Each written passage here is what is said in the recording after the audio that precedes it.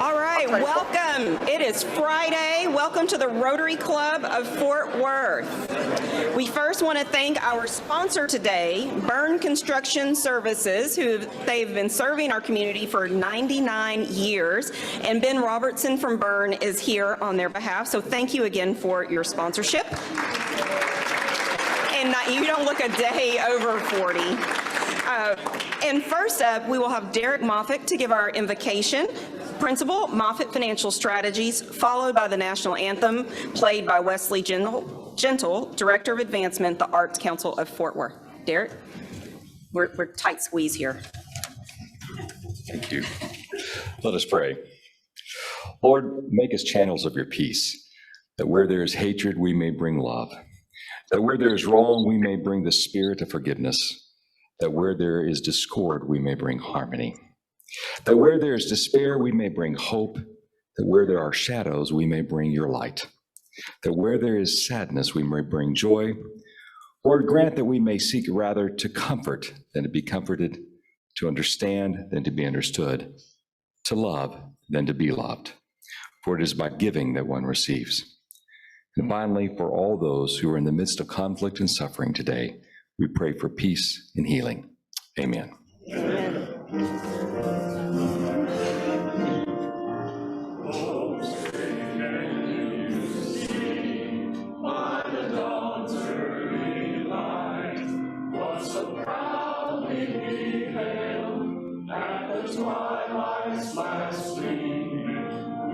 Stripes and bright stars through the perilous fight.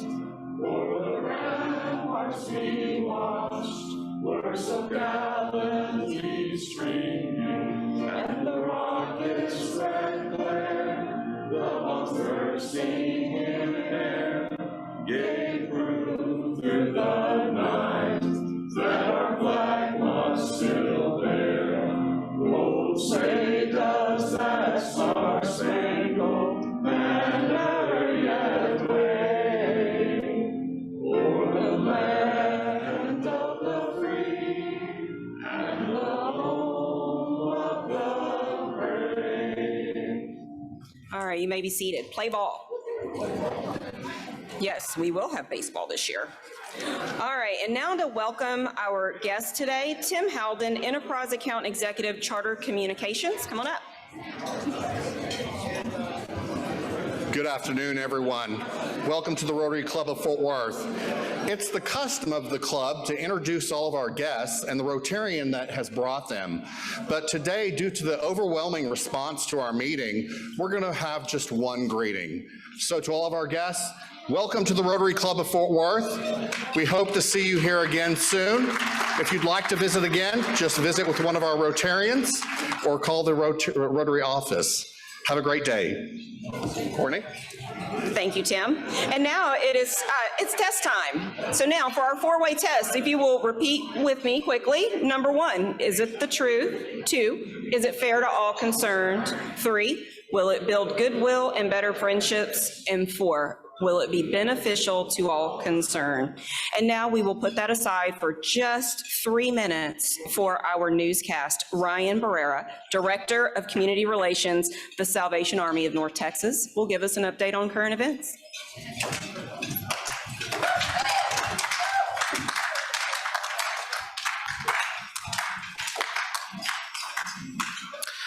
Good afternoon, ladies and gentlemen.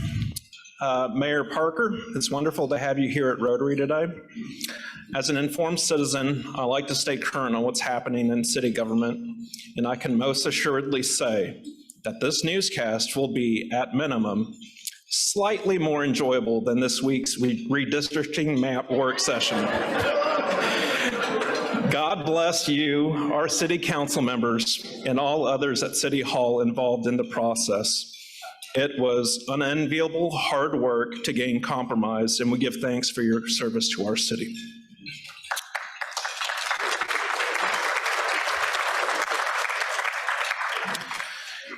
In entertainment news, it was March 24th, 1972, 50 years ago yesterday, 5-0, that a movie widely believed to be the best of all time, The Godfather, was released. Personally, it's one of my favorites. I think I may give the nod to Godfather 2, and I have to admit, I indulged and watched it again last night. I mean, what a cast. Brando, Pacino, Duvall, Caan, Keaton, just remarkable. And some takeaways from last night's rewatch. 1, don't ever take sides against the family, ever.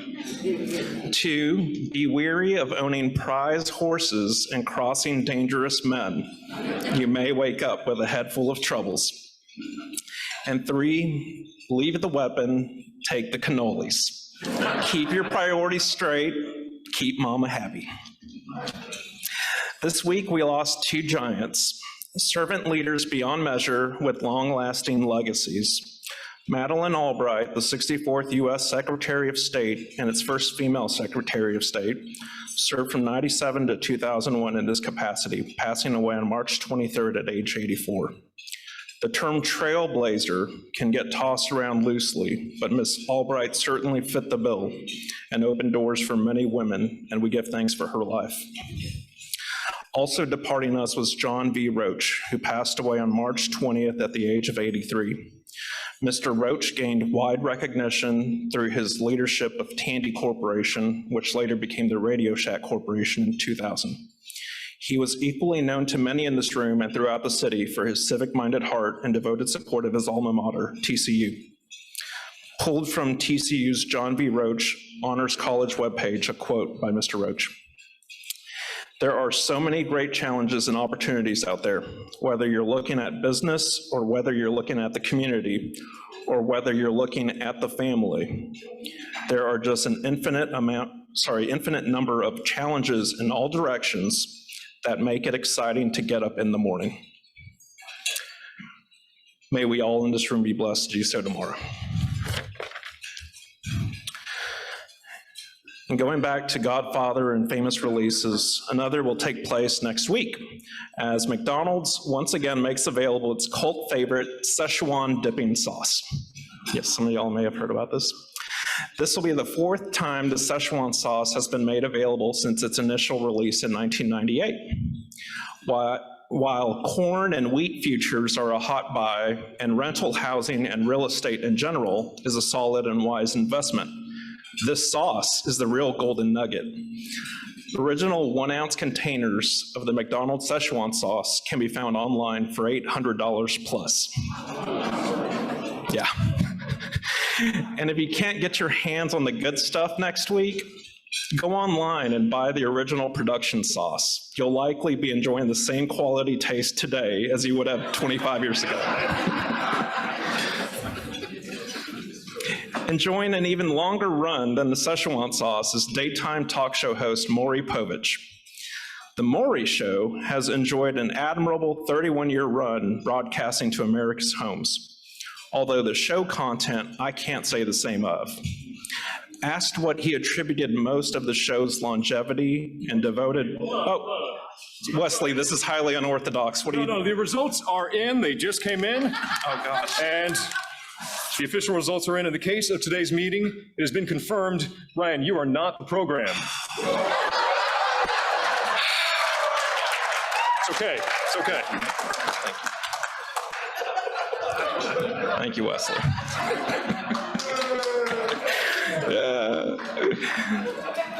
And weather, it'll be a beautiful weekend, sunny with temps approaching 90. So get out there and work in the yard, the garden, get a little dirt under your nails. It'll do you some good. With that, I bid you adieu. Thank you.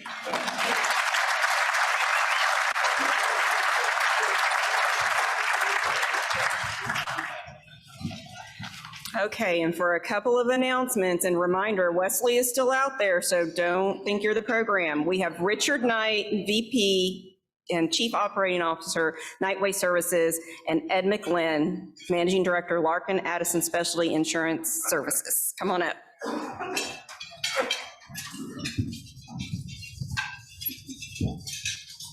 That's tight. It is a tight squeeze up here. Hey, Richard, have you ever heard of Wine at the Warehouse?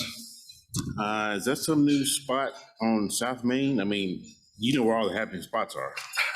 No, it's not a bar. It's the upcoming Rotary project to benefit the Tarrant Area Food Bank. So may I ask, how's wine involved? Yes, you may. We need volunteers to pack distribution boxes for the food bank for 1 hour, and afterwards, everyone will get a tour of the facility, and then it's wine at the warehouse with food and beverages for all. That sounds like a fun way to help our friends at the food bank. So tell me, when is it? It's going to be Thursday, April 14th from 5:15 until 7:30 p.m. at the Tarrant Area Food Bank Volunteer Center located at 2600 Cullen Street. So, bro, how do I sign up? You know, happy hour is my favorite hour of the day. We'll do it quick because there's a limited number of spots. There's a QR code on the flyers on the tables, and I think it might be on the screen. I can't see the screen. Just scan it with your phone and sign up. What else do we need to know? Don't wear open-toe shoes and dress comfortably. I can't wait for this event. I know it'll be fun, and we will help the food bank feed 500 needy families at the same time. So there are only 45 slots available, so you better sign up before Ed and I do. Thank you. We hope to see you all at Wine at the Warehouse.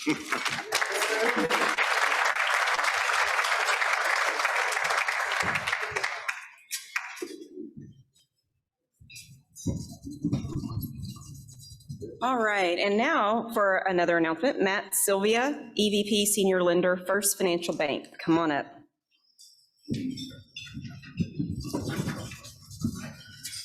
All right, good afternoon, everybody.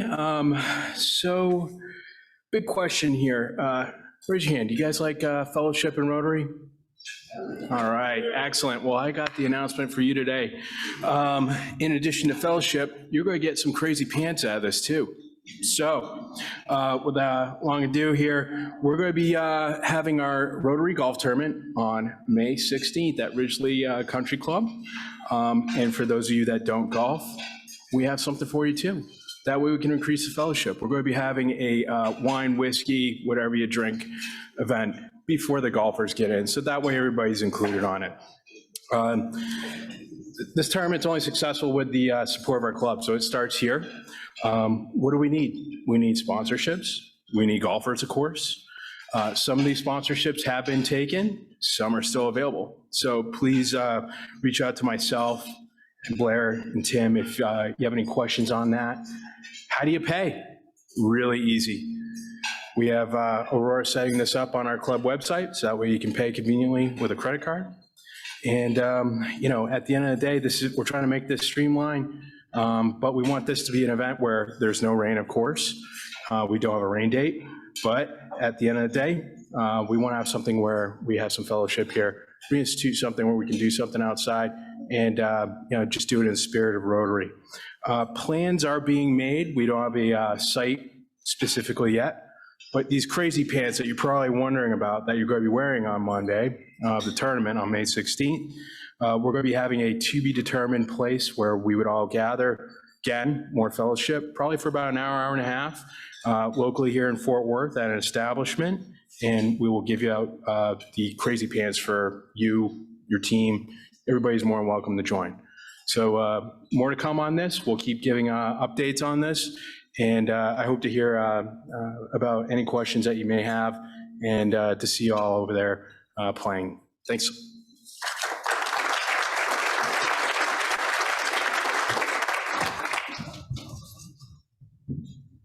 All right, and now our chairman of the day is Mike Moncrief, former mayor, City of Fort Worth, and owner of Moncrief Investments. He is here to introduce our program today. Come on up, Mike.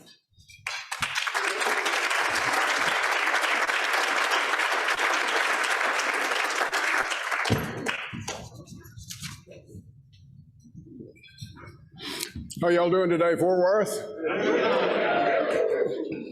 Well, that's more energy than I've heard all week. Well, Rosie and I are absolutely delighted to join all of you today for what appears to be a great program. First, I want to introduce our two speakers today, the first of which is our mayor. Mattie Parker was elected in June of 2021 as the 45th mayor of Fort Worth.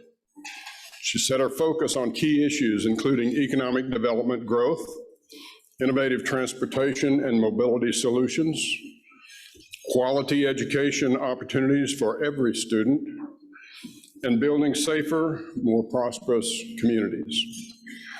Mattie's a licensed attorney with more than 17 years of experience in national, state, and local public affairs, including her service as Chief of Staff for the Mayor and the Fort Worth City Council.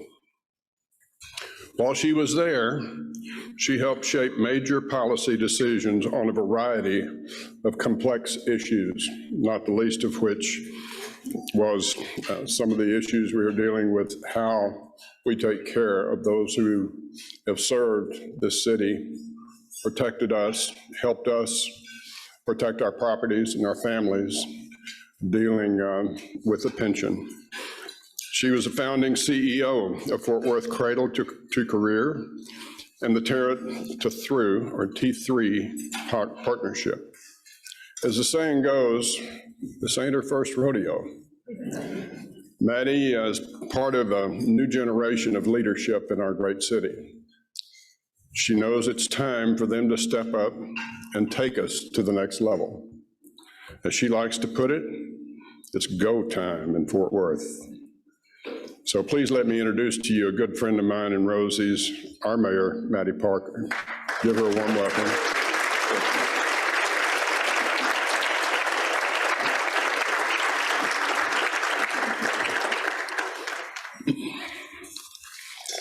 Now let me introduce our second guest, J.R. Labby. She's certainly no stranger to this group. Until her retirement in early August, J.R. was Senior Vice President of Communications, Community Affairs and Development for JPS Health Network. Prior to joining JPS in 2012, Labby was the Editorial Director for the Fort Worth Star-Telegram.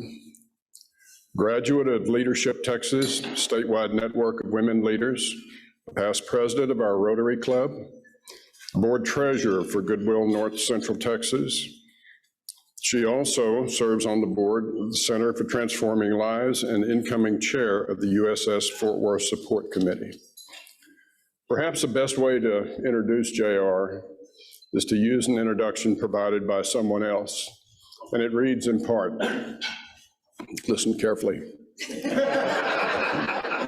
You too, JR. Curious, adventuresome, a quick study, a sharp mind, wicked wit, and a compassionate heart. 25 years as a journalist, 20 of which she was an editorial writer and opinion columnist at the Star-Telegram. That's what honed JR's unique ability to persuade and make people think. Her latest venture is called the Writing Lab with 2 B's.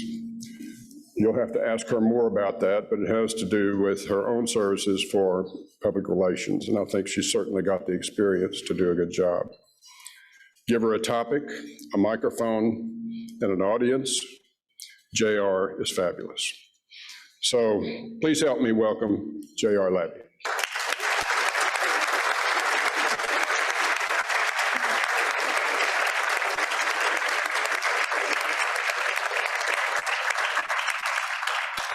Be that person.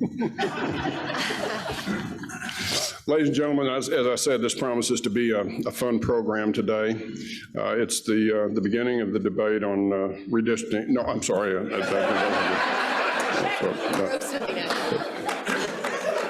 I was just telling the mayor at lunch, politics in Fort Worth, Texas is a full contact sport. But there are no shrinking violets on this stage. Both of these ladies call them the way they see them. We're blessed to have them both right here in our hometown. This is the best city on the planet. The best city on the planet.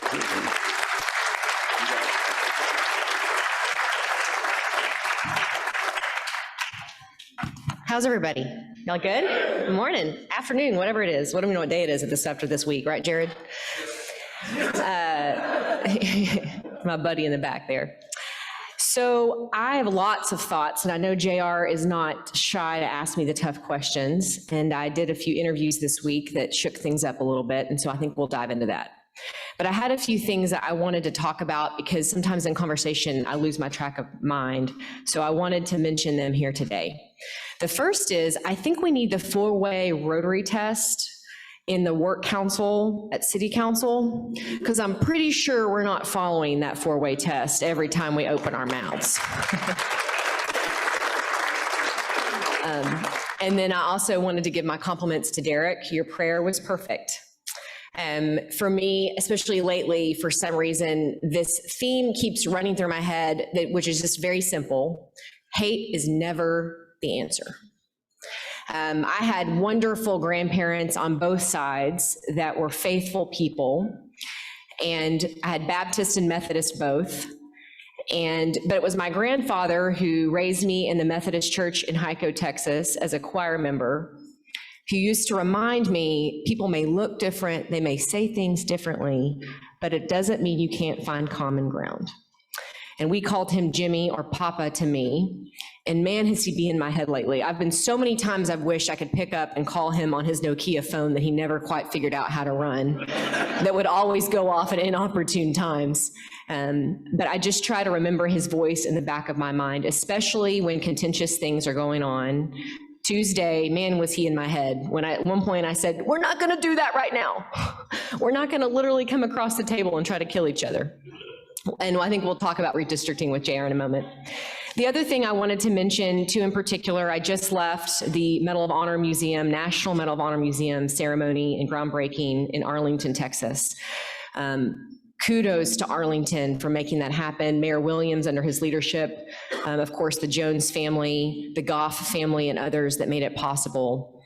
But I wish all of you, and you should go back and try to watch the speeches, especially the Medal of Honor recipients that spoke. President Bush was there as well. And there were several things that stick with me. The themes of yesterday or today, this morning, were patriotism, valor, and character. All three things that we need more of in Fort Worth and in Texas and the United States. If we want to profess to be the country of freedom and democracy, we kind of need to act like it, right? And in times like these with Ukraine and Russia and every headline being more and more difficult, I do think as a country, we've forgotten how lucky we are to be Americans, and how fortunate I am to have simply been graced to be born in this amazing country, and how to treat people differently, how we treat people differently and think about those things continues to be something on my heart. The other two items I'll mention is first, Wayne Carson will be proud that I wrote my speech, it's real long, on the back of an important flyer, Wayne. So Wayne's nonprofit that he leads so perfectly, I tell people a lot, Wayne, you're the best leader in Fort Worth. And I mean that sincerely. I was on Wayne's board for, yeah, let's clap for Wayne Carson. I was lucky to be on Wayne's board for 6 years at ACH. And I did so because I wanted to watch him magically try to transform and help children across the state of Texas as he created Our Community, Our Kids, and works on foster care. Why am I reminding about this today for you? We're about to be in the month of April, which is hard to believe, and April is Child Abuse Awareness Month. And in 2021, when ACH talked about Lend a Hand Luncheon, which is coming up on April 9th, I hope all of you can be there, April 8th, excuse me, it's a Friday. They released a press release with the dubious distinction for Tarrant County. We continue to be the #1 county for child abuse cases in the entire state of Texas. Over 6,000 reported and confirmed victims in Tarrant County, in Fort Worth, in the year of 2021. Now, I do believe that part of the reason we continue to be #1 on that list is because we have amazing citizens, teachers, social workers, nonprofits, all working together to watch out for our most vulnerable, so we have more cases reported. But if you remember nothing more about today's discussion, I want you to know that April is Child Abuse Awareness Month. And that in Fort Worth and Tarrant County, especially because of your relationship at Rotary here with Dr. Carson, we owe it to him and ACH and all of the many agencies. ACH is not the only one committed to helping children across Tarrant County to be better. right? For the future of Texas. And I talk about this issue quite a bit because as a mayor of young children, David and I have 3 kids, as you know.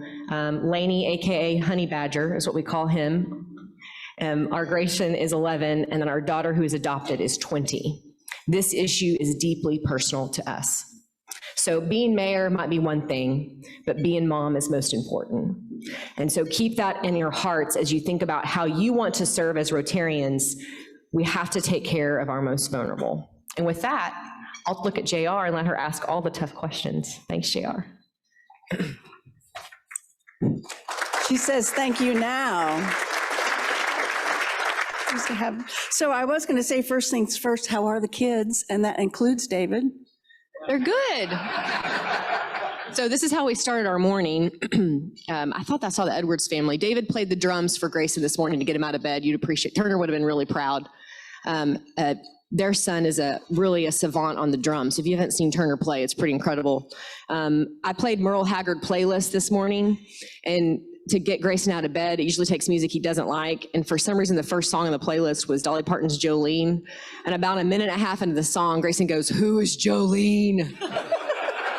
Which I thought was great. They're good. Thank you for asking. It's a crazy circus, lots of sports going on, but we're making it happen. And David sends his love, but someone's got to earn a living for our family, so he's not here with us today. Well, tell him we missed him. So talking about kids, your immediate predecessor in this office, it felt like she was everywhere all the time. You couldn't swing a dead cat without hitting Betsy Prize because she was everywhere. How do you set expectations and boundaries for your constituents to acknowledge that you're accessible, but you are a mom with young kids, not a grandmom with young grandchildren? Well, it is hard, and I haven't figured it out yet, I'll be honest. First of all, many of you may know or have known Beth Ellis, who scheduled for Mayor Moncrief. I'm her 4th mayor to schedule for. So Beth is running the city, and if you're mean to her, you won't get anything that you want. And she has done an amazing job trying to protect the schedule and now she has baseball schedules on the calendar, basketball schedules, right? School programs, David's events, him going to Austin, and she's doing it with a lot of grace. So she's first and foremost. I don't do a lot of breakfast events because if any moms in the audience can attest to this, if you're not there in the morning to start the day, everybody's upset. And so unless I'm like, for Bruce Frankel, I was at DRC, of course, that meant a lot. We don't do that as often. That's just something I've had to create. And then I don't stay for dinner a lot. I'll show up and be there for your events and be there for cocktail hour, but we want to start our day with our children and end our day with our kids around the dinner table, if at all possible. And so those are boundaries. I'll say this though, people have given me so much grace and appreciation. When I say, look, I'm leaving because I got to go to a baseball game like I did last night, leaving a Crestline Neighborhood Association event, they moved it along to get me out the door to make sure I was on time. And the last thing I'll mention, I'm not the only one on council, right, that has young children. It's a newer council, and so we try to support each other. But when it comes to mayors across the country, there are very few of us in my shoes. I was just with Mayor Johnson of Dallas yesterday, and he has 3 children, and so he can relate to that as well. So I don't know, if I look a little crazed, that's probably why, for sure. Understandable. Speaking of your age is always referenced in every interview, every magazine article, every news article. It's the top of the stories. And for those of us who have to scroll down a lot farther than you do online to get to our birthdays, we need to come to terms with the fact that you do reflect the changing of the guard in Fort Worth, where the average age among our population is 32. Look around this room. So the only major Texas city that's younger than us is San Antonio. So we have been hearing conversations for years about who are going to be the next Johns, the John Justins, the John McMillans, the John Roaches. So how do you and your very young colleagues on the council help your more seasoned constituents realize that nostalgia never moved a city forward?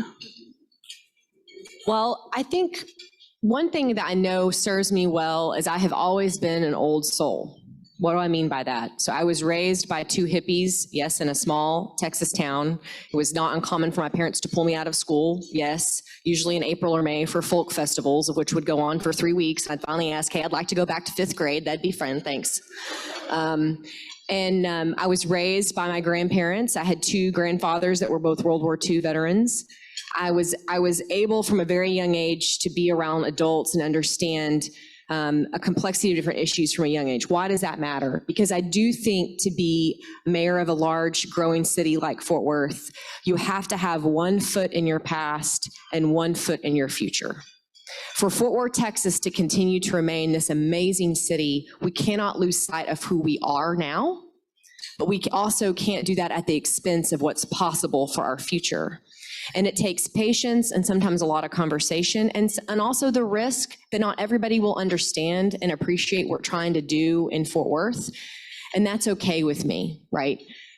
Because it's my opinion that once you're in this office, trepidation will not serve me well. Right? To constantly be second guessing the decisions we're making does not make me a strong leader. I have to have faith that we're asking and talking to the right people. And then lastly, I'll say I have sort of a network of friends around me that are all different ages, generations, experiences in life that I think also helps tremendously. Thank you. So I'm going to just jump in with both feet, and we're going to address the elephant in the room this morning. So you did an interview Wednesday night with Evan Smith at TCU and Texas Tribune that sort of has the Trump fans of the GOP in a 4-foot hover, because you were truth-telling about the party eating its own. I will say for my own benefit that a reincarnated Ronald Reagan could not get elected in a Republican primary in 2022. And as a Reagan Republican, we are baffled, just as you said Wednesday night, about what's happening with the party and with what you once served when your early professional years. Talk a little bit about what the last 48 hours have been like, because you dared to invoke things like we should expand Medicaid in Texas because we have people who need insurance. We should be, get over it. It's not Obamacare anymore. It's been 13 years. Take the money, help the people. So I don't know, how many of you watched or have seen an article or watched the whole interview that Texas Tribune did? Okay, so not a lot of you. So let me update you a little bit. So I did an interview with Evan Smith, who is leaving the Texas Tribune, who started Texas Trib. He's a phenomenal journalist. He does a great job interviewing, and he asks the right questions. So one of the questions he asked me was really related to the Republican Party. And it's raw to me because of the primary season that we all just went through in Tarrant County. And it's no secret how close I am to Betsy, right? It's no secret I was with her, endorsed her, all the things. What I was referring to in that discussion with Evan, JR, is my exasperation with how, as Republicans, and we'll get to the Democrats in a second because it's the same thing on the other side, right? The primary system we have in this country is so frustrating. And unfortunately, right now, my belief is that it is lies and untruths. It's what it takes to get you through a primary and be successful. And I told a story on Wednesday that is still raw in my soul about Mayor Price. And there was many flyers and social media posts, pictures of her reaching her hand out to shake the hand of President Barack Obama on the tarmac of Dallas Love Field. Do you know what day that was? That was the day of the memorial service for the 5 Dallas police officers killed in the line of duty. And your mayor was called by Mayor of Rawlings of Dallas in a frantic panic the morning of the funeral to say, I physically can't get across town fast enough to Dallas Love Field to greet the President of the United States because I have grieving family members in my living room. And Betsy changed in the office, got dressed as fast as possible to drive across North Texas to greet her president. That picture was used against her. Damn it, that's not my party. right? It's not. And it doesn't mean that I'm not a Republican, that I don't believe in the fiscal conservative values that raised me and the things that matter. A compassionate conservative, I got to listen to President Bush speak today. I want that. And I also want a place in Fort Worth where I don't care if you're a Republican, a Democrat, a Green Party member, a Libertarian, that we can still have a conversation, that we can still try to build consensus and compassion. And if that doesn't get me reelected, I don't care. Period, end of story. And to answer your question, the last 48 hours, we have gotten emails and texts and calls. I have, my office has, Tanisha in my office called and she goes, girl, what'd you do on Wednesday? And I said, I don't know. She goes, I'm watching this interview and you're getting emails from across the country of Republicans that are saying, thank you for speaking out, right? So these issues are nuanced. There was a lot of discussion. You've got all kinds of stuff going on in conversation. And hate, again, is not the answer. And I just wish that the nuance would get picked up and we were willing to talk about the tough things. And maybe because I can do that as a mayor and a council member, and I was a little bit emboldened around that, having experienced what we did on Wednesday in 8 hours in redistricting, it was hard. There were tears, there was fighting, there was accusations, and we still found compromise, right? That's what it's about. So I may be on a crusade now about it. And we'll see what I have to sacrifice because of it. But I told David last night when I was going to bed, I need to sleep well at night. And I cannot do this job if I'm not honest with you and with myself. And I'm going to keep doing that.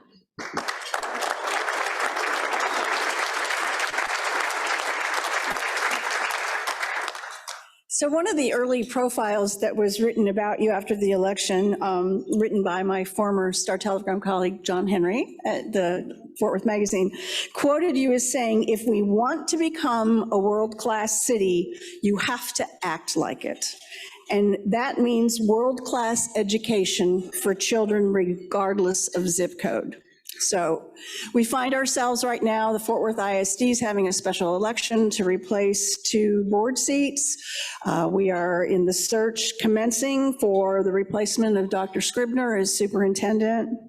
And I know there is always a faction of folks that say you shouldn't mix church and state, city and school, right? It's none of your business, you're elected mayor and you shouldn't worry about the schools. But the reality is that the quality of our public education is a factor in the overall economic health of our community. What does Fort Worth need in a new superintendent and a school board to whom he or she will report? We need a transformational leader, right? That's going to command the attention of all the different factions that right now are at each other's throats and say, this is the game plan to move kids forward. This is not about adults right now. This is about the future of Texas and Fort Worth, and we have to get out of our own way. And I am frustrated because buried in all of the fighting, and I can agree with both sides on a variety of different things, right? I can pick out the things that I agree with both sides on. But buried is the discussion on student outcomes. Y'all, our kids can't read on grade level, period, end of story. Right now in Fort Worth, Texas, on average, only 1.5 African-American boys can read on grade level out of 10 kids. 1.5 out of 10. You cannot build a world-class city on those statistics. And I could click through many more for you, right? And then if you think about the whole spectrum of education, which is what we did with Tarrant 2 and Through, that, by the way, is still doing phenomenal work across all of Fort Worth ISD, the pendulum, or the spectrum is not complete. The K through 12 education system has not changed with the times at all. we've done several things wrong. First, we have stigmatized our students from thinking that trade or credential school or our two-year associate's degree is not okay. That's ridiculous. That should be celebrated, and we're going to do it in Fort Worth, just like if you're going to go play basketball for TCU, signing day. Let's sign up the kids and celebrate them that are going to go into the workforce. That's one, right? Destigmatize what it looks like to have a real career path in this country. Because by the way, 48 of 50 top career paths right now in the United States do not require a 4-year degree, right? That doesn't mean we don't want to incent our students and make sure we're clearing the pathway for all kids to have the opportunity to go to 4-year college. We just have to think holistically about what the future of work looks like in Fort Worth and in Texas. The second thing I'll talk about is on the other end, which is early childhood education, which I've talked about a lot. And I do think that's one area I want to work with Fort Worth ISD on, because I don't think they're getting it right. And I think even yesterday, Arlington ISD announced universal pre-K. That's not the whole picture, because you also have high quality early education providers and daycares that are at risk of going out of business from a business standpoint because of these large ISDs taking up 4-year pre-K. So it's a really complicated issue that I want to be involved in. And yeah, it's my business. I'm your mayor, right? I'm going to be more active about it. And there are mayors across the country that actually are over your schools. New York and Chicago, I don't want to trade places with them. I'm just saying the reality is that it very much is a city issue for us. But again, it doesn't behoove us to point fingers. And that's what's happening right now. Parents are choosing certain paths for their kids and they get blamed.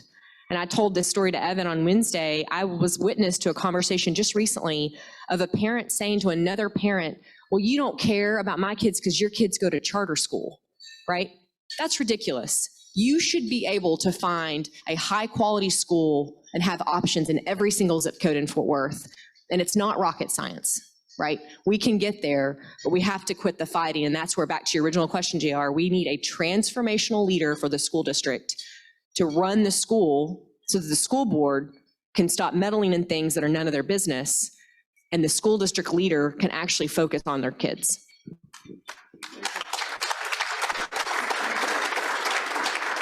So we're going to be getting a new leader at TCC as well. It's like fruit basket turnover around here for school superintendents and chancellors and things.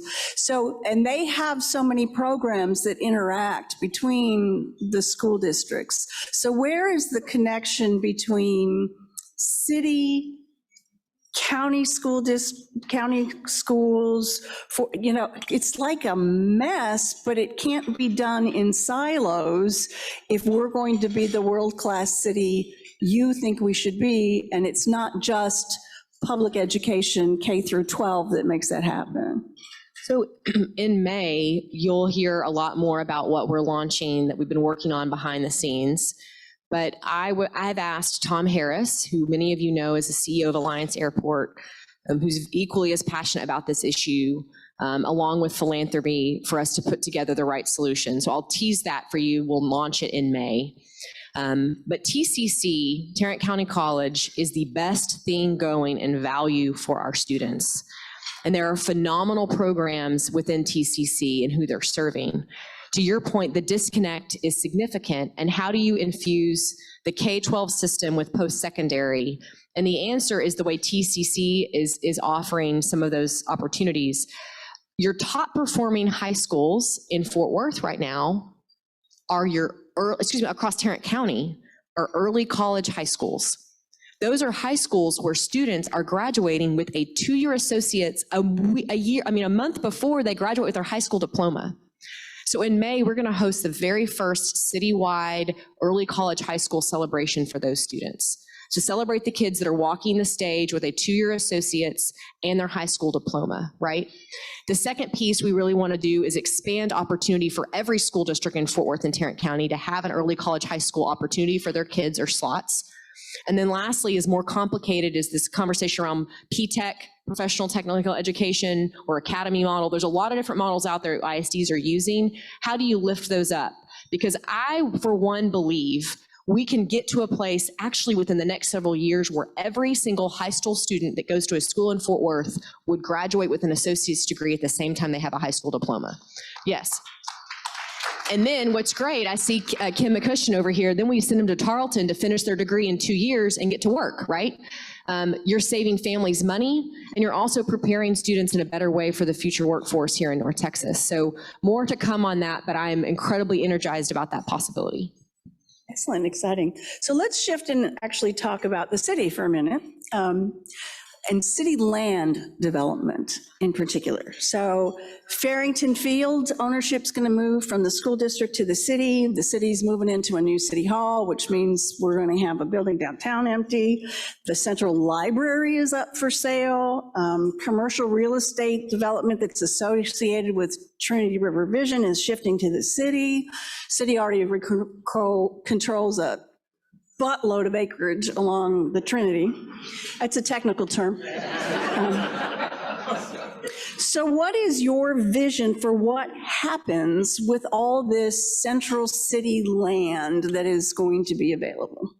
First, it's not my vision. It needs to be a shared vision, right, for all of Fort Worth. And management, city management led by David Cook and Fernando Costa and Jay when he was there and others, they started this process over the last several years to understand we have in our possession as a city entity too much property, and what does it look like to methodically return that to the tax base first and foremost, but do so thoughtfully. And so you mentioned the central library, that's one piece.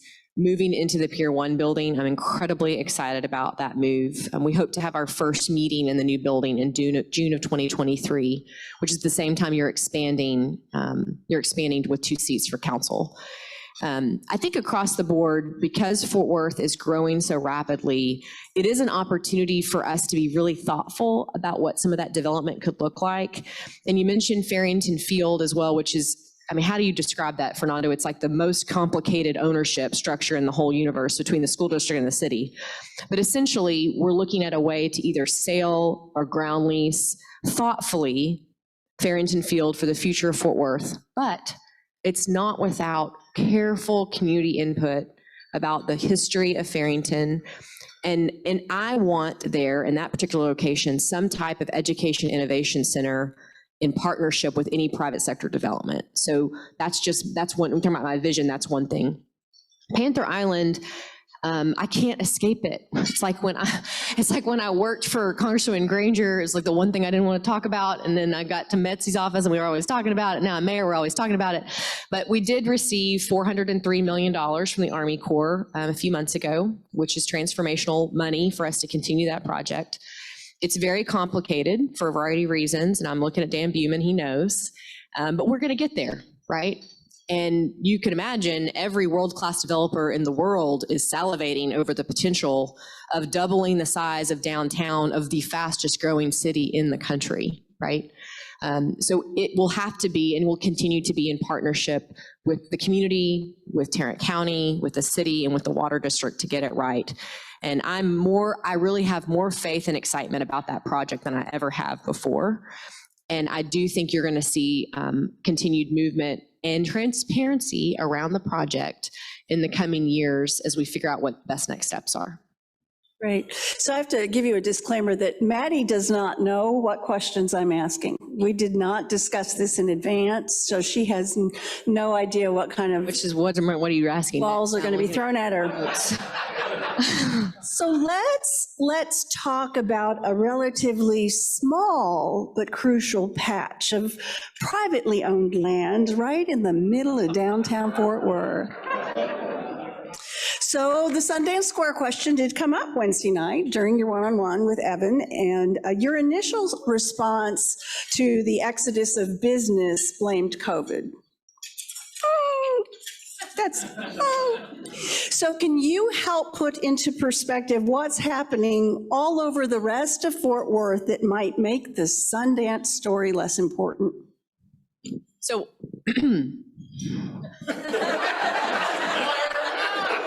love you, mean it. Love you too. So again, Fort Worth is booming across every area of the city. And admittedly, all of you can attest to this. For a while, Sundance was the only thing going, downtown in Sundance, right? It's the only thing we had to go to. That's not the case anymore. Every single corner of Fort Worth right now has something to celebrate, which is wonderful and what you want in a thriving city. And I mentioned on Wednesday, and this is true, but central business districts across the country are still coming back from COVID, mostly because of the exodus of your workforce, the way restaurants close, et cetera, et cetera, et cetera. Do we have a special set of circumstances? Absolutely. But as your mayor, it does me no good to get in the middle and pick a side, right? So I'm attempting to be as cooperative as I can with all parties downtown. I have a lot of faith that what's happening at Sundance will come together. I do. Do I worry about the business district? Of course. And I think some of the predominant topics lately have been businesses leaving, retail leaving, going somewhere else, or closing completely, how expensive it is to park. And so those are all concerns that I have as well. But I'm trying to express to you that me deciding that pointing the finger is not going to do any good. And by the way, the private sector is the private sector, right? And there are only certain things I can do as mayor or any governmental entity can really do. So I think I would just say be patient, as worried as people are. There's a few exciting things going on right now. I think the call for entrepreneurs downtown at Sundance is really special. Implementation of that will be important, but I think that's important and special, right? And I think all together for Fort Worth, just know that if I hit the panic button, you should get panicked. I'm not panicked right now. So, and right now I think my patience and ability to work with all parties is more valuable to you as residents than anything else. Thank you. I promised Carlo that we would leave time for questions from the audience. So if anyone have some burning question, fair, kind, without hate, that we want to ask Mattie. Is that Charlie back there? I can't see it. Yeah. Step forward and yell, my friend. The second toughest interviewer in the state. Yeah, thank you. 86% of our children are poor. That needs to be added to every single comment about Fort Worth Public School. Yeah, yeah. You know better than anybody that this is a collective impact response. Mm-hmm. Children come traumatized with inadequate housing, nutrition, support systems. What are we going to do about that? Yeah. So, you know, when you're a Baptist preacher, you can speak like that without a mic, so. And that was pretty short, Charlie. Good job. Amen. Amen. Amen. No. Oh, he's bowing. He's bowing. Okay. I thought he was getting back to the microphone. Okay. He's gonna do that or pass a plate. So what he was referring to is the percentage of students at Fort Worth ISD that would qualify at poverty or for free and reduced lunch. It's 86%. The other statistic is over 60% are English language learners. They speak a different language at home than they do at school. But I would challenge Fort Worth ISD to look, as much as it hurts us, to our east, to Dallas. And the performance of Dallas ISD, a school district that right now is almost double the size of Fort Worth ISD and is kicking our ass in academics, right? They are right now a B-rated school district. And there are so many bright spots. There's also bright spots in Fort Worth. They also don't talk about their bright spots very well either. And I'm going to work on that, not just with Fort Worth ISD, but our other school districts. By the way, half of our students in Fort Worth attend Fort Worth ISD. The other half attend the other district in the city. So we have to talk about all of them. But I want us to challenge ourselves to ask the question simply, other peer districts that have similar demographics as ours, how are they doing it and getting it done? And why not copy their playbook, right? We are not in Fort Worth. I know sometimes we like to do the Amon Carter thing and not go to Dallas and not eat over there, whatever. But for our kids' sake, right? For our kids' sake, look at what Dr. Hinojosa has done with Dallas ISD, and let's do that in Fort Worth ISD. And additionally, let's also celebrate the things that our Fort Worth ISD, Northwest ISD, Keller ISD, our charter schools, our private schools, our homeschool families are doing that are worth celebrating. We don't do that well in this city. And by the way, it's a marketing technique because other cities that have the exact same educational outcomes as ours do that for economic development purposes and then win deals when we have the same story to tell. We just haven't done it. And Brandon and I have been working on that together to think differently about it. But you're right, Charlie, it has to be talked about for sure. And let me say one more thing about that question. I know what it's like because I was raising our daughter when I met her. She was 10. And poor baby, we put her 5th grade at Tanglewood, about eat her alive, right? And I know how hard it is to get a kid back on track academically when they are suffering from traumatic childhood experiences, from food insecurity, and from all the other atmospheres around them. And that was in a home with 2 loving parents at that point and a grandmother. So it is hella hard to do that in a classroom with 22 other kids as well. So very complicated for sure. I love a mayor that can get hella and ass in the same answer. That would be your generational divide right there, folks. Any other questions for Mattie today? Oh, I couldn't see you back there. Absolutely. My name is Ron Taylor, and I would say, what would you say to someone who has to answer half the things that you're talking about for ISD in our students, in our poverty? What would I say to have to answer to that? What you do for that program? Do you want to implement something that can change all the things that you're talking about? Oh, somebody who has the answer to all of those things, what would you say? Well, good question. I think it's not, when you have a toothache, who do you go to? You go to the dentist, right? And when you look at school districts across the country, large or small, that are succeeding, they are listening. First of all, they hire the best that are prepared to lead large organizations like 4th ISD, not just your superintendent, but the entire team, to be transformational leaders, and you empower them to get the job done, right?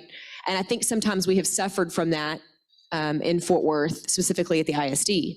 The good news is, I know Dr. Scribner is leaving, but there's a cabinet, several of the leaders at Fort Worth ISD right now are rock stars. And if we would just get out of our own way and let them lead and create the structure in place, they will be successful. And so I'm really invested in, you and I could talk afterwards. I know the initiatives, the pillars of work that they're doing, especially in early literacy and this college of career training with Dr. Sines, it has a potential to make a big difference. Time for one more, if there's one more. Oh, Don. Everybody knows as a real estate person, they ask about schools and crime.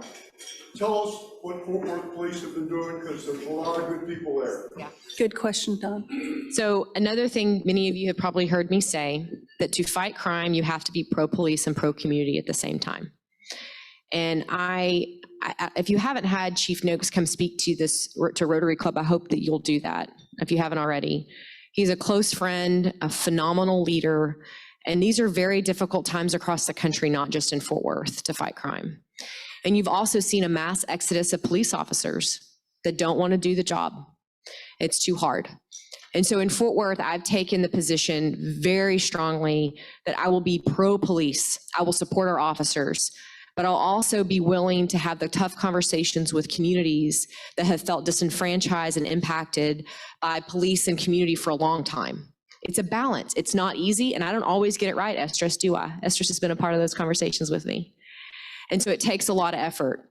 But when it comes to fighting crime, the criminals on the street, you got to leave that to the professionals. And Neil has got several different initiatives in place, many of which you won't read on the front page of the paper because that kind of defeats the purpose, is letting the criminals what you're doing, is to fight back violent crime in our city, which has got, violent crime has to be our #1 focus. And I mentioned this Wednesday as well.